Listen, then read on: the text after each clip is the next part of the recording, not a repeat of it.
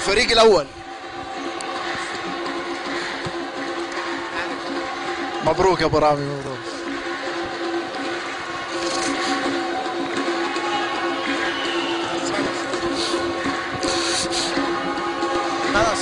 اسال الله سبحانه وتعالى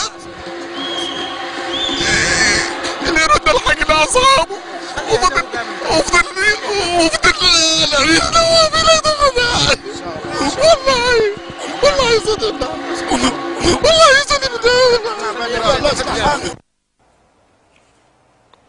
طبعا هذا اللقاء اللي اجرناه مع السيد جمال تونس رئيس مجلس اداره نادي الوحده. بعد اللقاء طبعا السيد جمال دخل في نوبه بكاء حاده، وراح نشوف الان في اللقطات. طبعا بعد الاجراء اللقاء هذا تم نقله الى المستشفى نظرا لتعرضه لازمه صحيه، نسال الله ان يرفع عنا وعن جميع المسلمين ان شاء الله.